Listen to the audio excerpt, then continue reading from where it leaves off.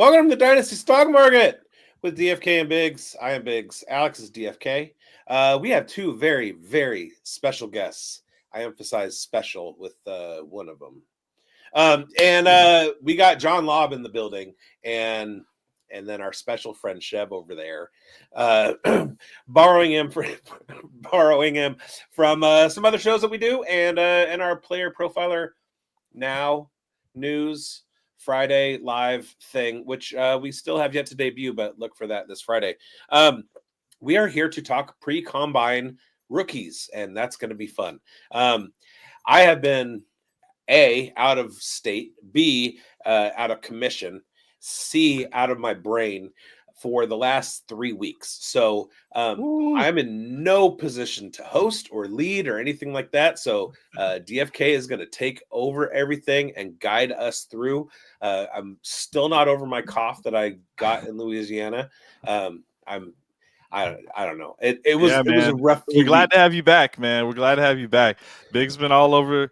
But he's been giving us some inside scoops at the Senior Bowl, was at the Super Bowl, and we've been running with it, man. Chev's been cutting up some clips. Shout out to Chev, you the man. And, like, we're just, player profiler news teams is all over it. So grinding. It's pretty awesome, man. Everybody's out there cooking.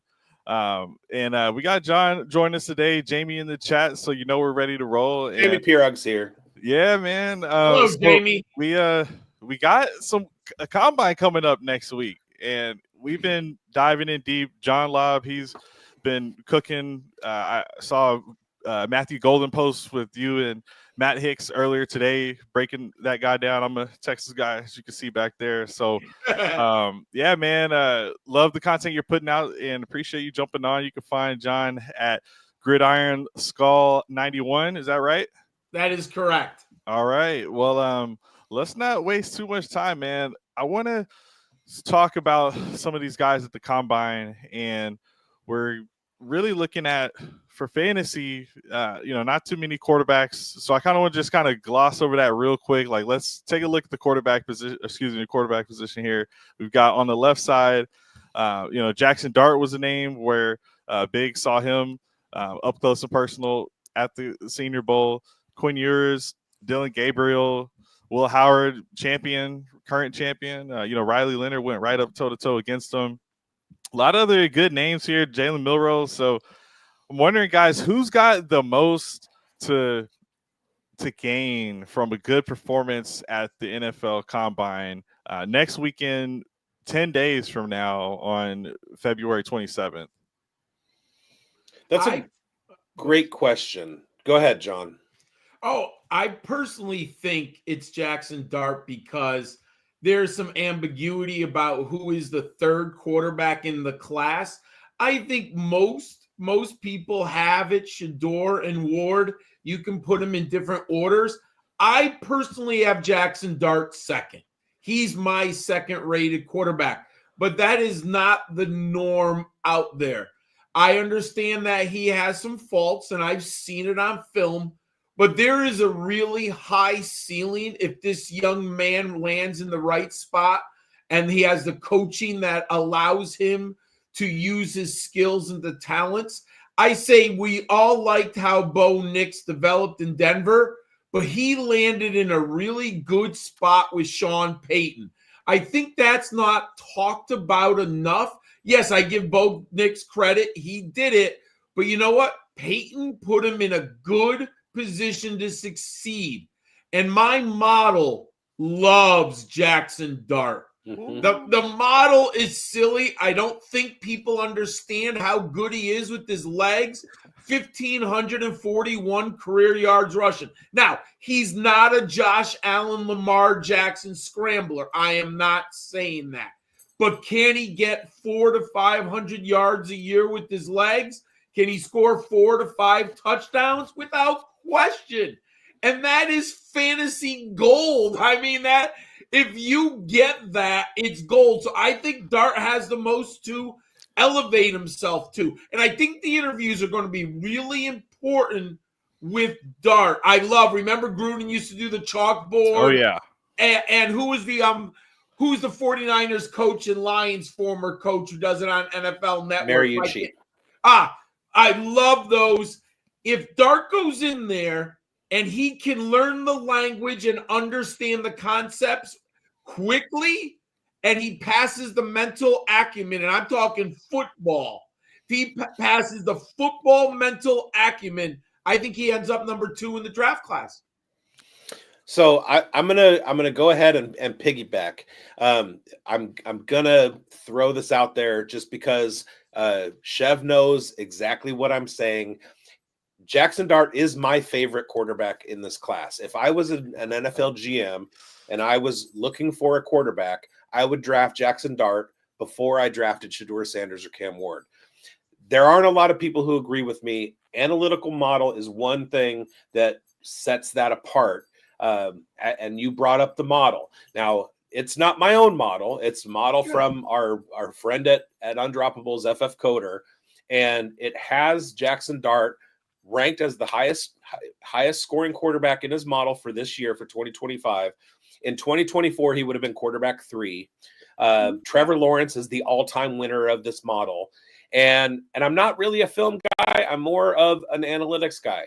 But I have been diving into film this year. And one of the things that I did was I went back and I watched Jackson Dart in 2022 and Jackson Dart in 2024. And the progression is very similar to what I saw from Bo Nix and Michael Penix's progression from 2021 to 2023. There were things that he was doing with his arm strength, his body control when he was throwing the football, his footwork, his ball placement, progression in the moving the pocket, moving safeties around. There were things that I absolutely loved watching his film, on top of the fact that he already hits analytics. Now, the other thing that you brought up is his mental acumen in his interviews. I got front row at the Senior Bowl during his podium time. Got to ask him a good question about Trey Harris. Those two guys very much hope to land together, including with Jackson Powers Johnson, who was the center in high school for Jackson Dart. Reunite those two Jacksons in Las Vegas at the number 6. I have been saying for a couple weeks that I have zero problem with the Raiders taking Dart at number 6. But during the interview, he was asked a question about the progression of offenses that he was in from USC, or not was it USC, and then going into Lane Kiffin's offense at Mississippi. The answers that he was giving were absolutely dead on, accurate. The man knows his defensive reads. He knows how to operate within different offenses because he's done it throughout his career in college. It was very, very impressive. So as far as not hurting himself with his answers, he's going to do that. He's not going to hurt himself at all. He's going to come out, and NFL GMs are going to be at least whelmed by his answers. Now, the original question was, who stands to help themselves the most? And I'm going to go in a different direction and say Cam Ward, Shedeur Sanders, and Jackson Dart are already pretty much placed where they're going to line up in the draft. With that said, there have been some mocks showing Dart already going number 6 to the Raiders. Okay. The people who are going to help themselves the most are going to be the mid-range guys. Your Will Howard, your Kyle McCord, your Dylan Gabriel. Those are the guys that need to go in there and show NFL coaches through the drills what they're going to be able to do physically and with the wide receivers during the drills and everything. Dylan Gabriel has a huge hill to climb because of his height. He doesn't project as NFL quarterback height. McCord has some flaws. Will Howard has some flaws. Shuck out of Louisville has some flaws.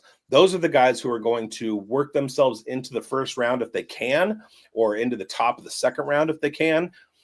We pretty much know what's going to happen other than that. So those are the guys that I'm going to be watching just to kind of figure out where they're going to fall. Jalen Milroe, another one. If he can throw at the highest velocity at the combine like he did, it was off the charts at like 74 miles an hour or something like that at the Senior Bowl, which was like, that's a hot gun. But if he can approach what Joe Milton did last year, what JJ McCarthy did last year, that's going to go a long way for Jalen Milroe. So it's really those middle guys that are trying to work up from the third or the second round into the first, into the back half of the first. Those are the guys that I'm going to be watching really closely.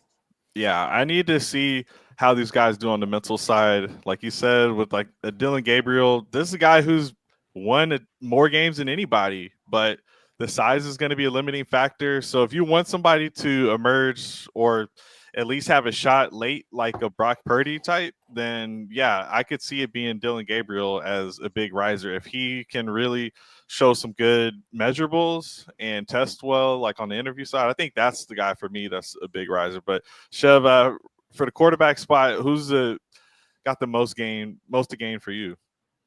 I think the answer for me is really easy. It's Will Howard. I mean, he played extremely well in the college football playoff. He transfers from Kansas State after more or less carrying that Kansas State program. He showed off what he could do with his legs at Kansas State. I said on Twitter at one point he was a bus driver driving an F1 race car at Ohio State because of the fact that he has all these weapons. And here's the thing. Nobody else could get them over the top at the quarterback position until Will Howard came along. So there's value to that. And for me, I think he's going to go into the combine. He's going to be the most physically impressive quarterback of the bunch there. He's 6'4", 6'5". He's 235 pounds. He's put on tape against your boys at Texas. He had an 80-yard touchdown run. Against Penn State, you had him closing out the game with a quarterback sweep, the old student body left to close out the game against Penn State. So for me, he's got the arm. You've seen him just put the ball in places where guys like Emeka Egbuka and Carnell Tate, and I mean Jeremiah Smith's an alien, so we won't say that he put the ball in amazing places there. But you've seen him put the ball in spaces where guys can just turn and run, and that seems like that's just any quarterback can do that. But I watched him do it consistently as I scouted him, and I think that he has the most to gain in the class. And I think that when scouts leave Indianapolis, that's the guy that everybody's going to be talking about. Him and Tyler Shuh, another guy who just suffered injuries at Texas Tech, broken collarbone 2 years in a row, broken fibula, and then he transfers to Louisville, gets with the Braun brothers, and I mean he puts it all together for a tremendous season. Now he's a little bit older, like Bo Nix. However, he's put it on tape, and who cares about how old they are anymore? If you can play, you can play. Guys, like the NFL's desperate for guys that can come in.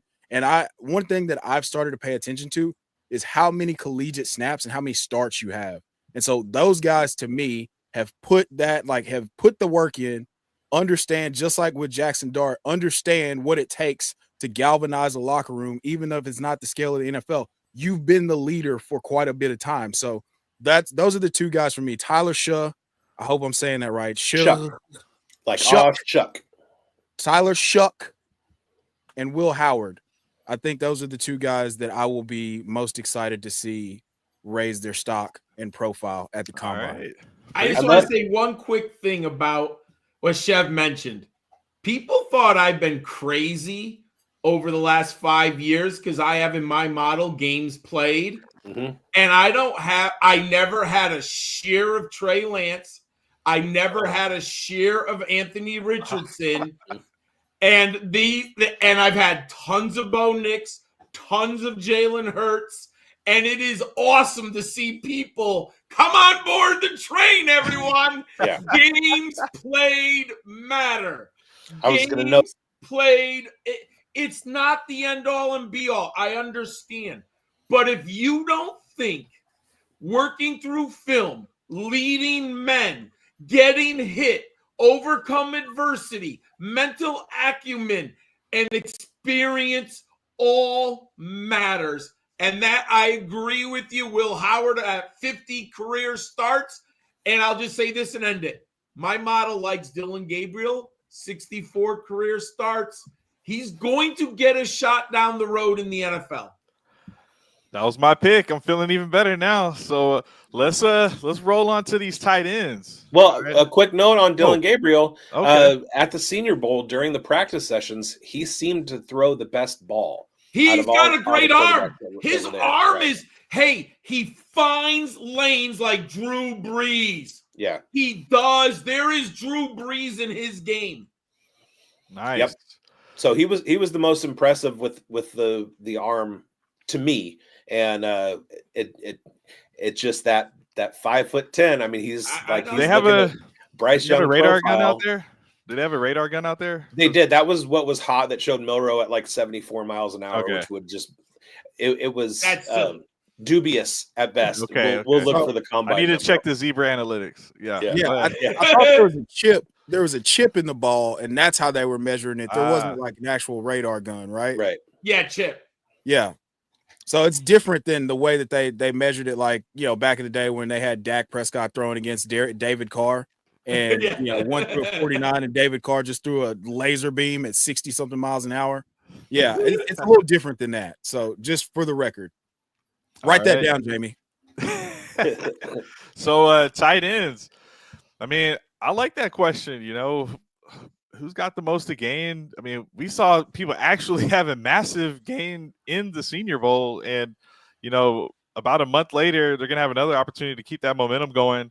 I'm gonna start this time, and I think it's gonna be Harold Fannin Jr. I know he already has the best stats of everyone at Silly. the tight end position.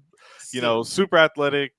The stats are crazy, but smaller school, right? So we want to see how he can do on a level playing field with a lot of his other tight end friends. So I want to see if he can go out there and still be super athletic, test really well, have a really high 40, because he's a little bit lighter frame. So, I was listening to an interview that we posted with Sean Payton talking to Kay Adams about, looking for a Joker type player. And, we think of Tyler Warren when we're thinking of this, but at the same time, this is more of a H-back type player, Harold Fannin Jr. The size isn't really there. I think, maybe 6'3", 230 range pounds wise. So this is a guy where he's going to be undersized to get a role. If he wants to be like a Chig Okonkwo, at that size type of player, then he's going to have to show out here so he can get some draft capital. So that's my guy, Harold Fannin Jr. So throughout this broadcast, I'm going to be referring back to my notes. And when I say my notes, there was an article that was published last year by Sumer Sports, and it's an analysis of the correlation between different combine metrics and how that relates to production in the NFL. And when we look at the tight end position, the top 4 are 40 time, broad jump, vertical, and 3-cone. Shuttle's a little bit behind, and then finally age. Those are the only positively correlated metrics according to Sumer Sports. The bottom 3, which are negatively correlated to tight end production in the NFL, are weight, height, and bench press. So basically what we're looking at is the mold that was broken from the inline tight end into the big slot, and who's the best big slot tight end in this draft? It's Harold Fannin Jr. Tyler Warren he's very athletic. He's going to be able to show NFL teams that he can play in line. And then you have Oronde Gadsden Jr., who's another guy who might be a little bit smaller. And as long as those athletic metrics hit, these are the guys that are going to be productive in this class. And so look for the athleticism, not necessarily the height and weight, the inline blocking ability, things like that. Brock Bowers continued the mold break that was started the couple years before. George Kittle is kind of in that athletic range, but he's also a good blocker. So that's not important. Everybody talks about how good a blocker George Kittle is, but that doesn't translate to fantasy points. So it used to be a path to earlier production if you were able to be in line and also be athletic. But at this point with the NFL, they're going big slot. They're not really worried about guys being able to block, especially when they're in 4 wide situations. You see teams going away from 21 personnel unless that second tight end is going to be somebody who's playing off the ball. And so we have a couple of very good candidates in this class. So watch the athleticism of Harold Fannin and Tyler Warren and Oronde Gadsden Jr. The other guy is Elijah Arroyo. He is the one that absolutely blew everybody's mind at the Senior Bowl. Again, he's a guy that was used in line to block a lot. He wasn't thrown to a whole lot, so he doesn't have a whole lot of production behind him at Miami. but look for his athletic metrics. Those are going to tell the story what the NFL is going to do with Elijah Arroyo, and he could find himself rising just as much at the combine as he did at the Senior Bowl. All right. So John, how about you? Who do you got? I'm going to give you a name that I haven't heard enough about. And if you are obsessed with models, you are not going to be interested in this player. But it's Colston Loveland of Michigan. And you've got to put this young man in context. Michigan was one of the worst passing offenses that I have seen in my 40 years of watching college football. How a blue blood program could literally trot out that trio of quarterbacks. I think they threw for 1,500 total yards. I mean, we're talking Rick Leach, 1978 at Michigan, threw for more yards than this trio. So you can't look at production in Colston Loveland and say he's good, but you don't just use production. His receiving yards per team pass attempt is 1.89. That's pretty good for a tight end, everyone. His team aerial dominator, Michigan was so bad. I can't even name a wide receiver on the Wolverines. And as you can see, I'm a Wolverines fan who's watched them for 40 years. That's how bad their wide receivers were. He had a 35% team dominator. So in a total crap offense with one player who could hurt you in the passing game, Colston Loveland still had production. Big East mentioned. Is it Big East? Did I get that right? Is that how I pronounce it? Just Biggs. Biggs. So I agree. If he goes out in those numbers that you just identified athletically, and if you look back at his high school profile, and that's no guaranteed 4 years later, 3 years later, he was a very good athlete in high school. If he goes to the combine and he does what you just mentioned, and then you look at him, I like him a ton. I have a first-round grade right now on him. And I think his ceiling, we haven't even seen what he could possibly do as a receiver. Right. Yeah, is there a chance that he rises above Tyler Warren? It's just he had no production, like you're saying. So it's like if he just tests flat out better than him somehow, is there any chance of that? Because last year I think Loveland was ahead of Warren at this point. Yeah, he was ahead of him at this point. I'll say this, though.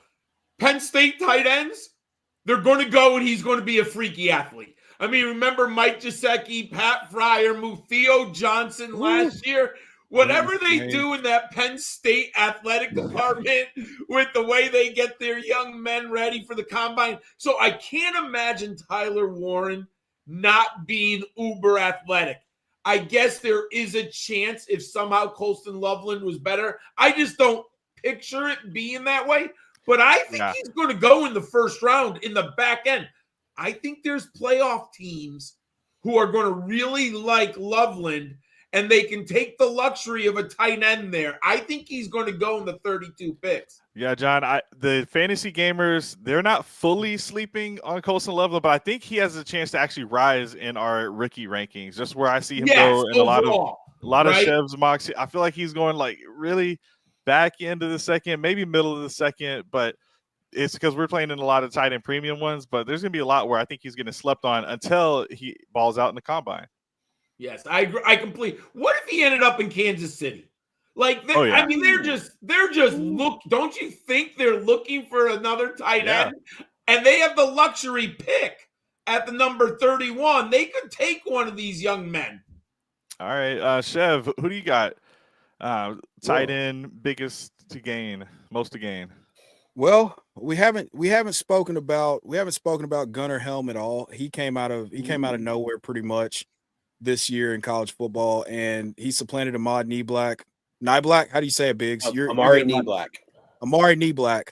He supplanted him as one of the go-to options behind Matthew Golden at the University of Texas. So I think his athletic profile is going to be extremely important because he did put the production, even though it's not the end-all, be-all. I mean, Quinn Ewers is I mean, that's erratic at best, right? So we're not talking about him just getting premium targets, right? So I think that absolutely he's got the chance to really raise his profile. The last two guys I would say would be Luke Lachey out of Iowa. I think that, he's an NFL legacy guy. His dad played in the NFL, was an offensive lineman.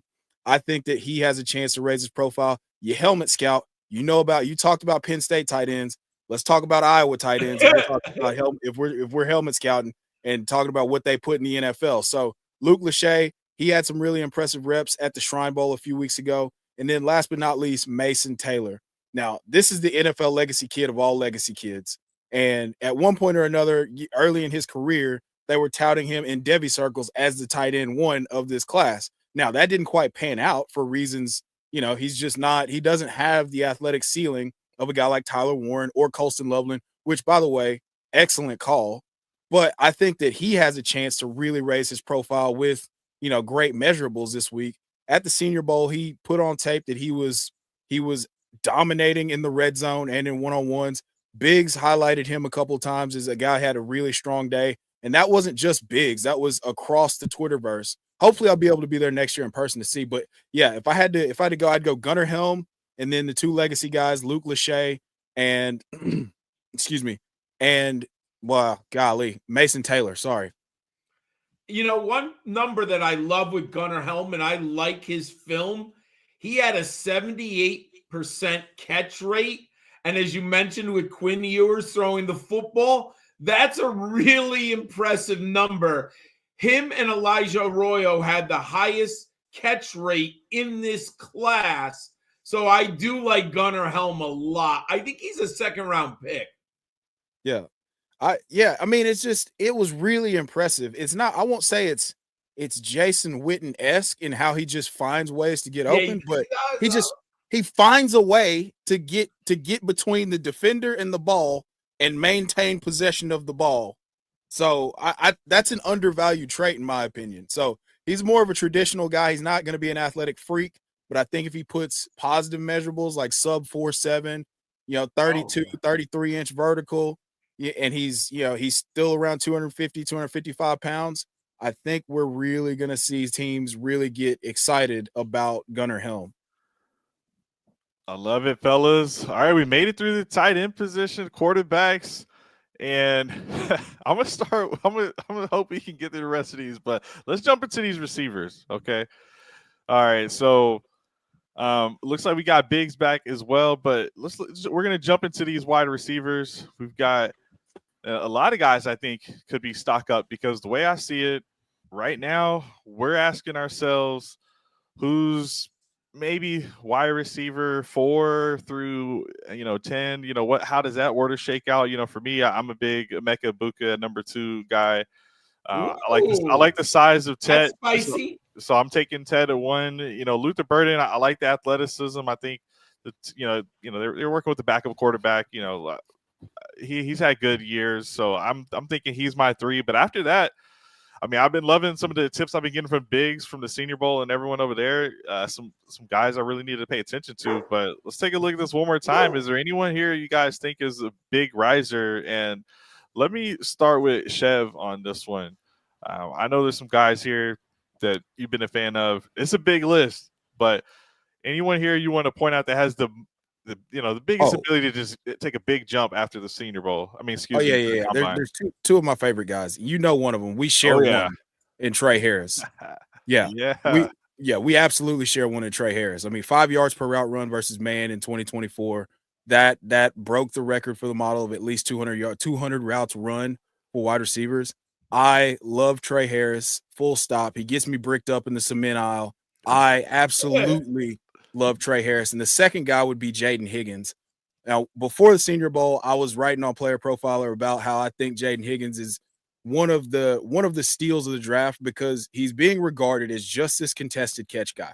All he could do is just, I'm big and I'll box you out and I'll win. But I watched him win with nuanced route running, with releases, and using his hands at the appropriate time to get off of defenders and not giving up his chest, which is an important thing that you see with taller receivers. You get jammed And now all of a sudden you're the primary on the play and we got to go somewhere else because he can't get off press. So he defeated press coverage. And then he went to the Senior Bowl and absolutely eviscerated people in one-on-ones, in team drills. There's the clip that went, semi-viral of him just roasting that dude, the corner at the line of scrimmage and running a fade, like running a go ball. So I think that if he runs sub 4.5, this is the guy who climbs in the early day too.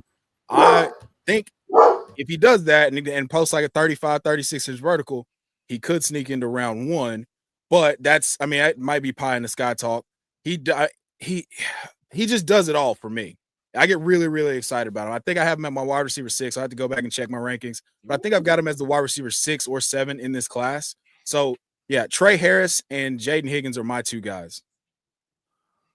Love it. All right, John, give us yours. All right, so I like Trey Harris and Jaden Higgins also, and I'm coming out. I'll be a great team player here. I'm Player Profiler. Early next week is my top 6 wide receiver breakdown, scouting reports, and I right now have in my model 41 wide receivers, and that will be also available for all the Player Profiler readers. You just go to the article and you hit the link. Now, I'm going to go a little deeper here.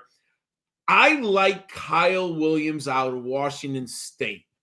I had watched a lot of Washington State this year. At one time, I think they were 6-1, maybe 7-1, and they were playing really good football. They kind of had that Mountain West, the Pac-12 disappeared, and they had a Mountain West schedule, but they weren't an official member of the Mountain West, and they played late on the West Coast, so you might not have seen Washington State play.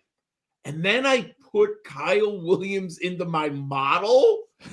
Oh my.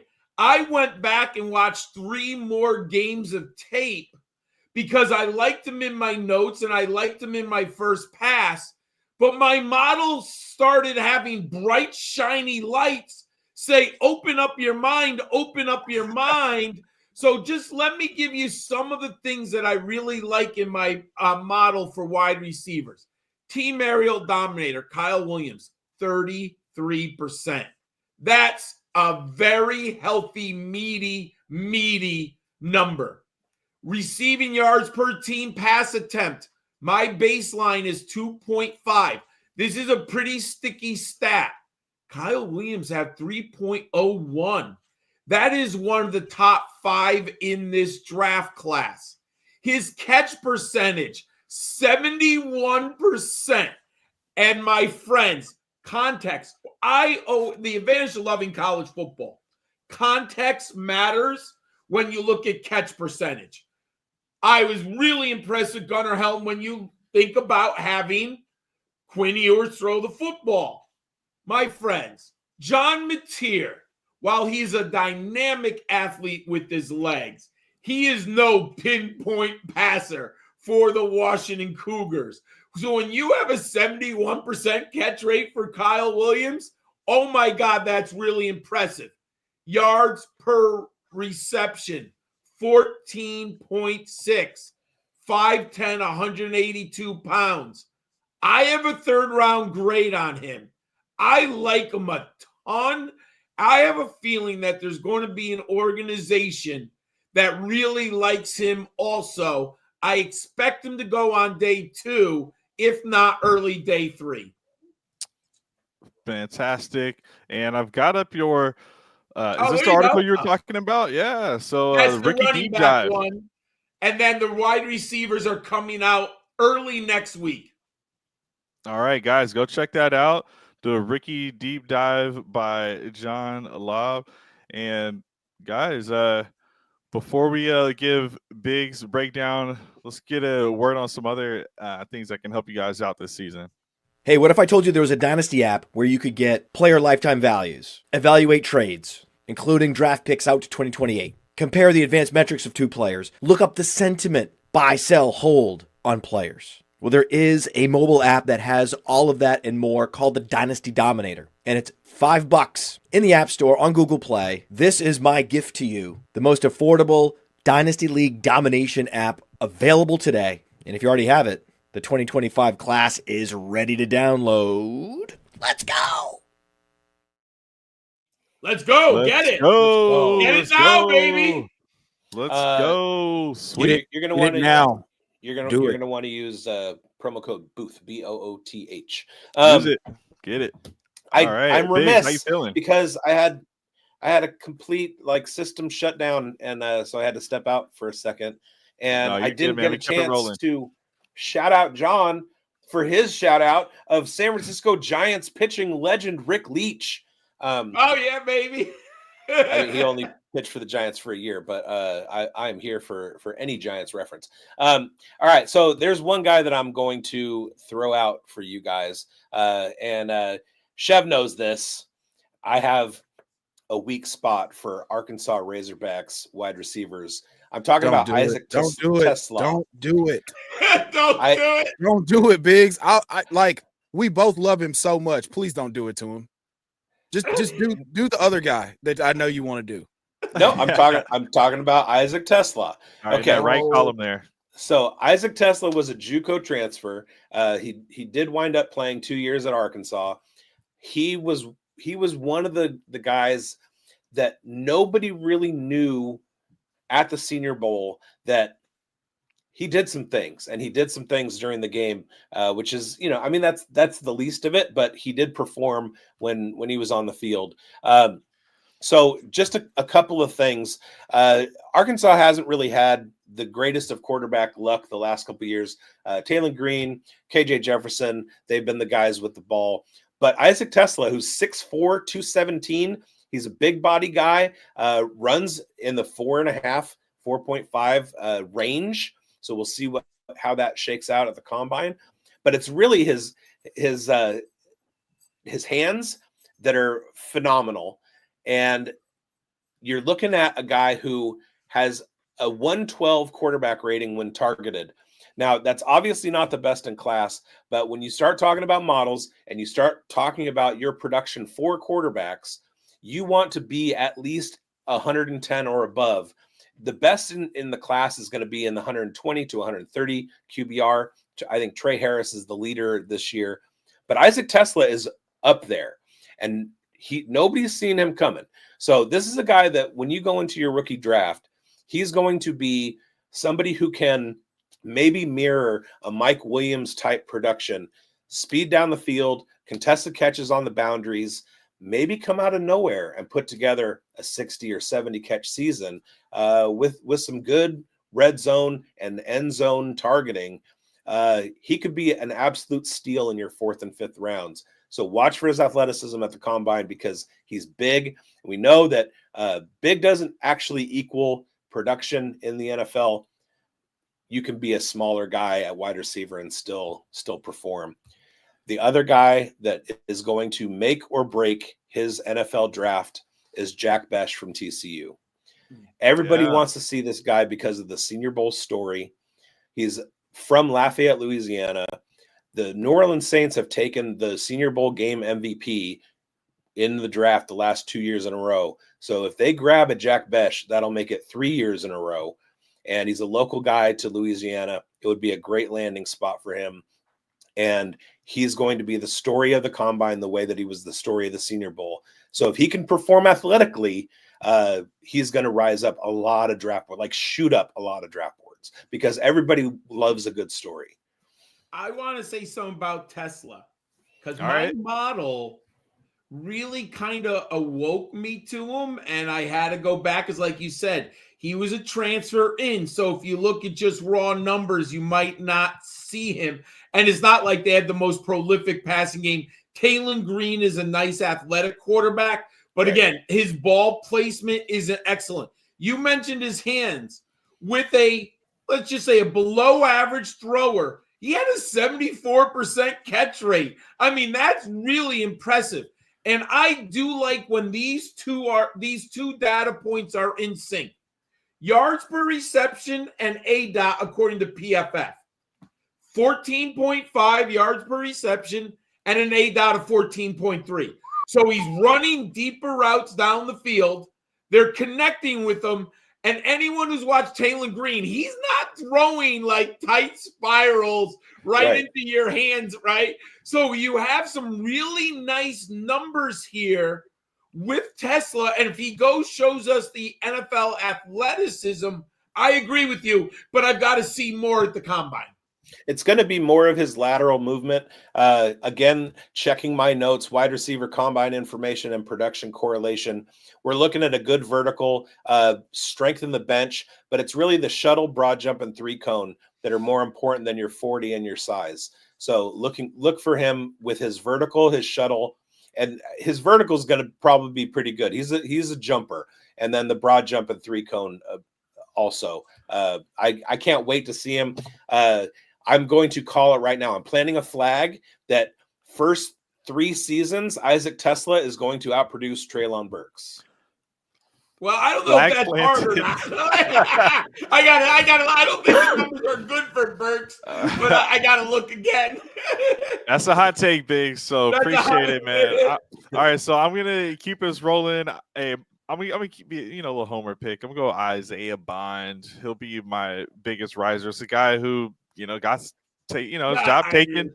Got his job taken from Matthew Golden. Like I said, the guy you broke down today, and it's just like the athleticism still has to be there. That's why he transferred into Texas. So I think if he can just show that at the combine, he could be right back in the mix for second round draft pick for a team that needs a speedster. So let's keep rolling into the running backs here. So a really strong running back class potentially here, and I think there's a lot of guys that have the ability to just take a starting role potentially. We got some other players that'll be ahead of them, but eventually I see a lot of the guys on this list have an ability to pop off.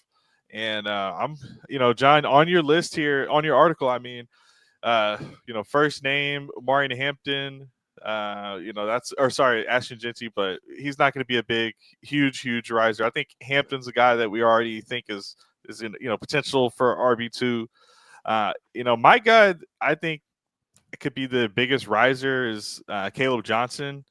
I know a lot of folks love the tape, but if you can just match up the tape with some good measurables, which right now we're all expecting it to not be a super fast athlete right now, but if he can, whether it's a shuttle drill, 3-cone, whatever that is, if he can just do some of these drills exceptionally, I think that can just solidify him as a second round pick. I don't see him going to the third round with what I've seen on tape. I think this is a guy that's a minimum second round pick. Without question. Yeah, if he doesn't bomb this combine, then look, maybe it's cheating, maybe it's not a huge to gain, but I think he might have a lot to lose if it doesn't look too good on tape. So let me see a big combine from Caleb Johnson. So let me go to you, Chev. Who do you think could be a big riser next week or 10 days from now at the combine? I would like to point out that size adjusted speed score is going to be huge for Caleb Johnson. I think that if we can get a good 10-yard split, which for me, for running backs is way more important, that's going to be huge for him. I think there's a couple guys that I really have in mind here. Ollie Gordon, Biggs, we've spoken about him quite a bit since the Senior Bowl. He comes in at 233. That's another guy whose size-adjusted speed score is going to be really important for, especially coming off a disappointing 2024 campaign after winning the Doak Walker in 2023. And then a guy that I don't know what to do with per se, because he was excellent catching the ball this year, and I thought he was going to be a little bit heavier, but he's not. It's LaQuint Allen, the top guy, the top guy on the list. I love him. I was going to talk about him. I love him. Yeah, man. I stumbled upon some highlights, and then I got into the numbers, and I was like, I got to go watch this. So after I watched it, I was just like, oh, why are we not? But it's because of the fact that this running back class is incredibly deep. Mm-hmm. I think there were how many 41 running backs invited to the combine this year? Yeah, something like that. Yeah, somewhere. Yeah. So this running back class is ridiculous. Like, this is a guy who's probably a top 5 guy in 2024 draft, unquestionably. And this guy, he's probably going to be a day 3 pick at this point. So I'm interested to see what he does. I think he's going to blow the agility drills out of the water. A good 40 and a 10-yard split for me would be the icing on the cake for a guy who caught 65 balls his last year in college. So, and then of course I have a brand, and that brand is Brashard Smith. Yeah. We know. We all know. Biggs knows. I like if I could change my son's name to Brashard Smith Jr., I absolutely would. I love Brashard Smith. So I think that was okay. Going into the combine, I've said that he was the guy who I think could be this year's Bucky Irving.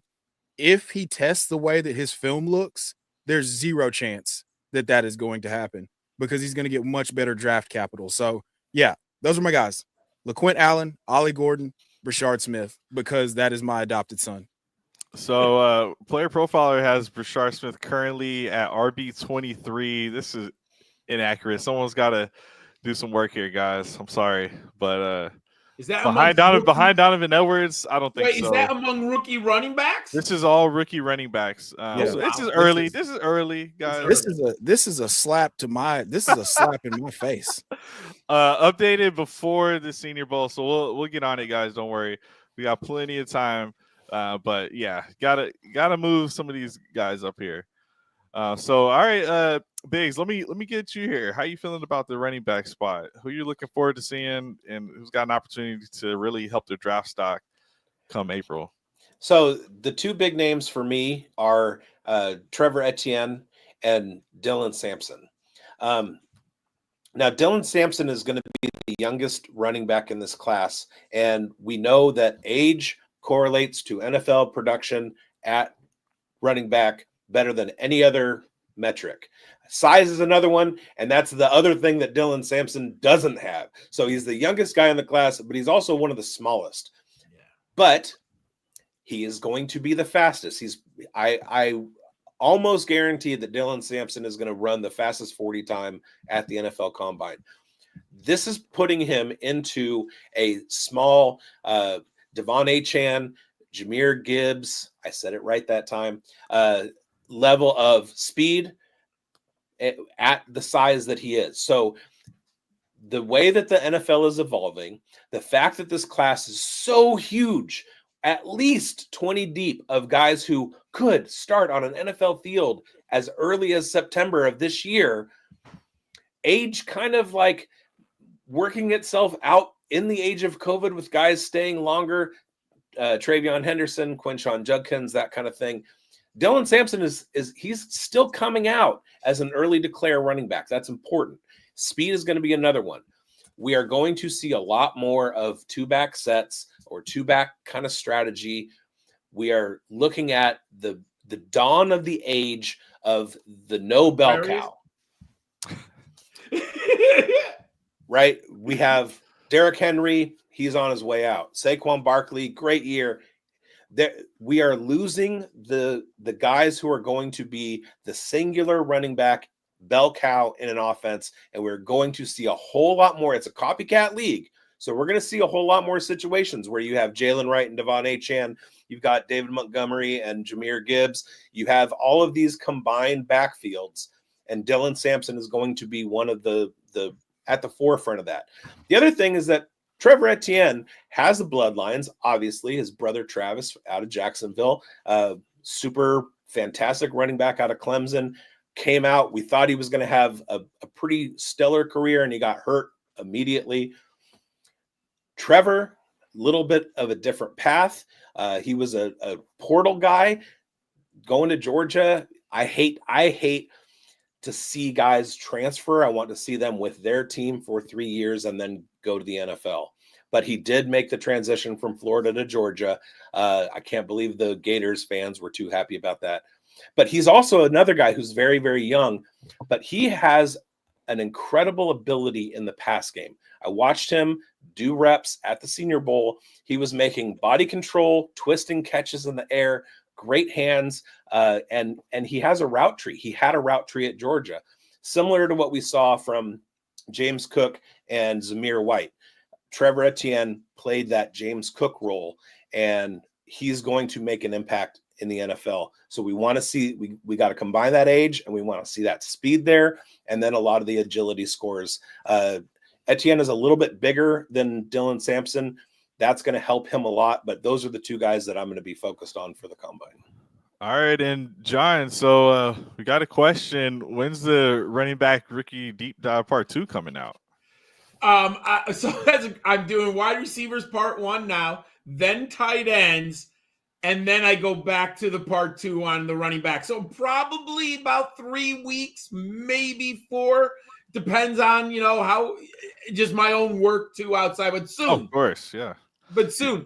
And I love all the guys that you've mentioned. If you go to the player profiler now, if you go to my article that Alex showed before, there's a link to my running back model with the rankings. So LaQuint Allen, I have him at number 10 right now. Dylan Sampson, I have at number 12. Rashard Smith at 13 and Trevor Etienne at 14. So Yeah. I like these guys. Just shows you how deep this class is crazy. If you move up, if you go up to the top of the article, it will have the link on there. It's right above the Ashton Genty profile. Sweet. There's a button that says Scholars Running Back Model. Found it. There's the rankings, and then boom. So is it the rankings one here? Yep. All you right. hit that, and you can go see what I got. I'm going to give you 2 more players, and I like to go deep.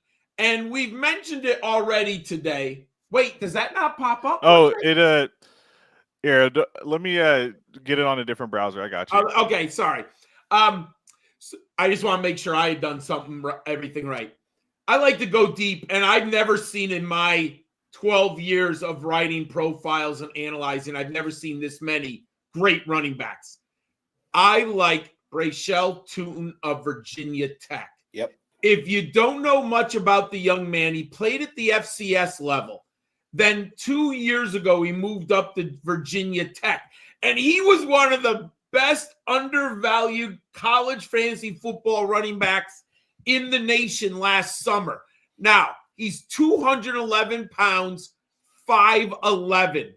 His numbers in context, he only played 2 years at the higher level in the ACC.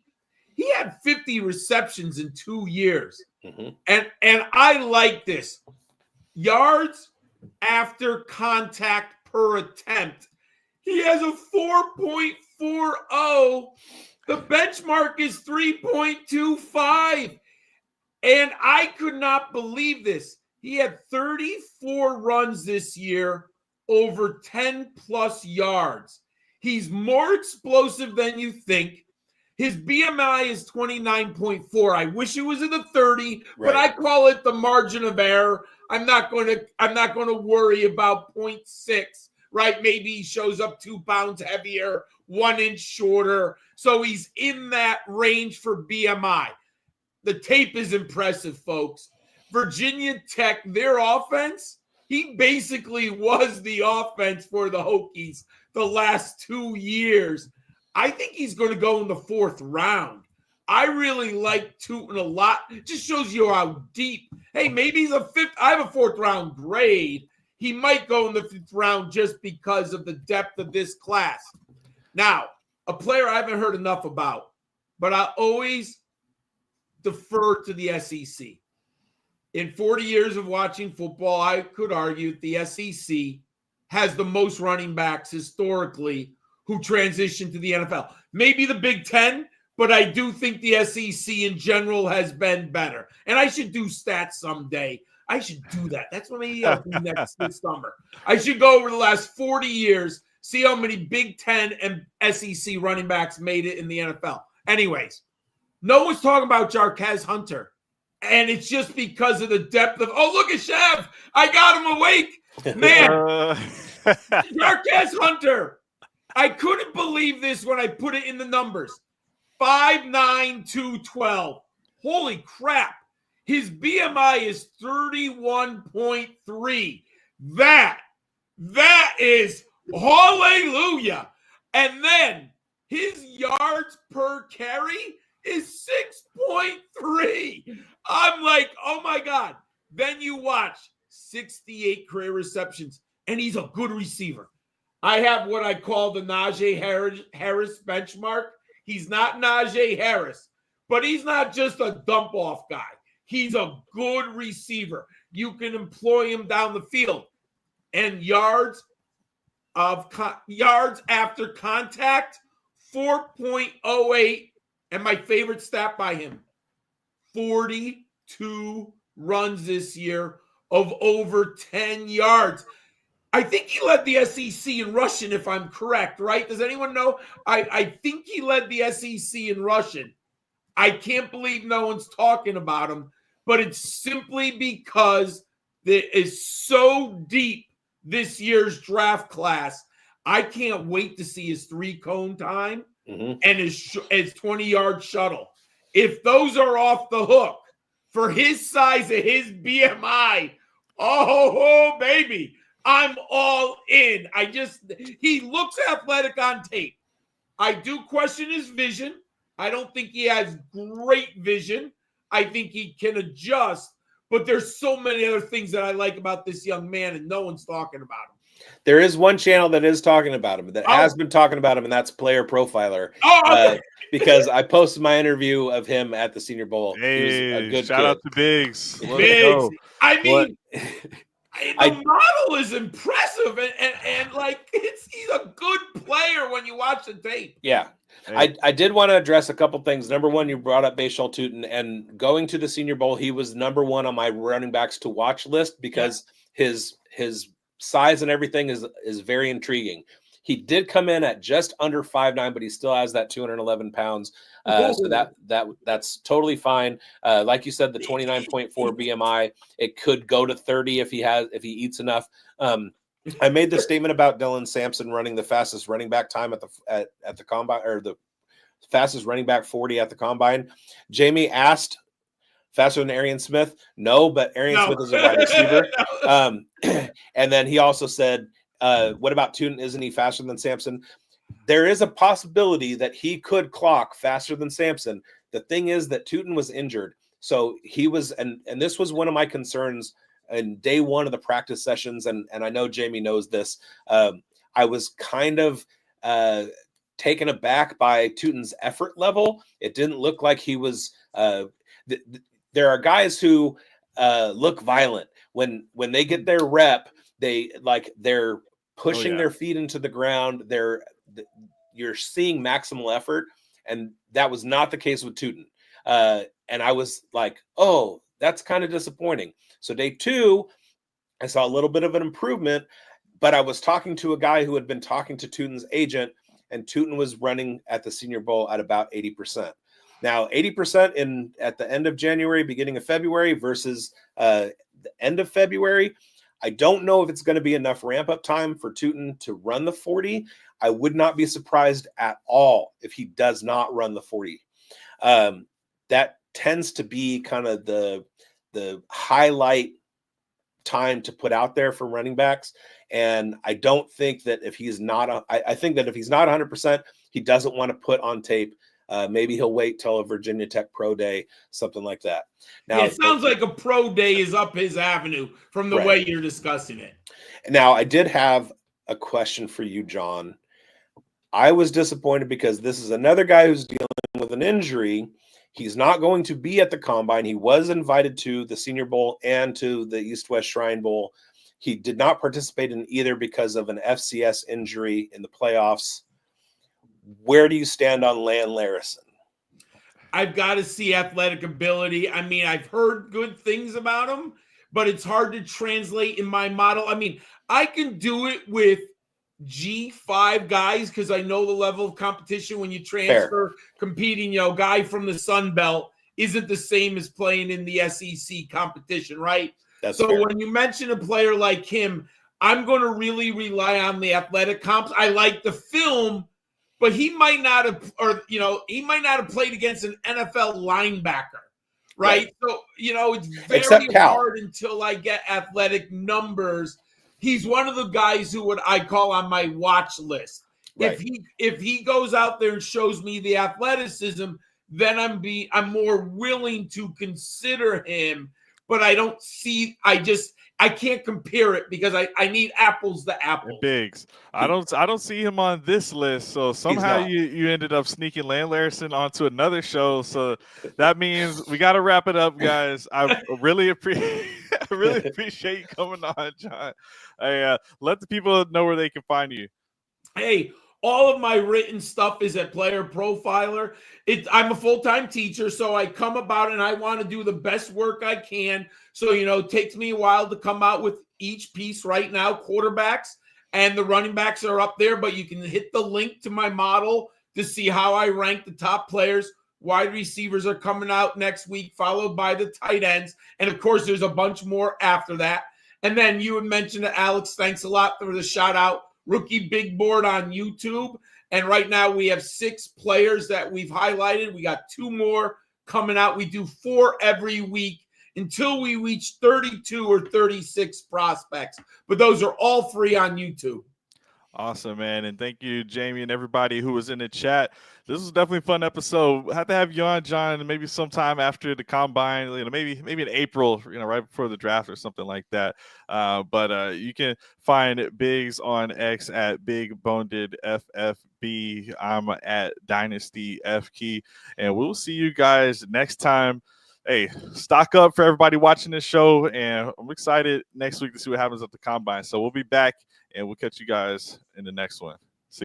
Hey, I want to thank you for being part of this broadcast. If you have any thoughts on it, leave a comment. If you enjoyed it, make sure you leave a like. And if you want to see more shows on the Player Profiler channel, subscribe to it. That's how we know you want more.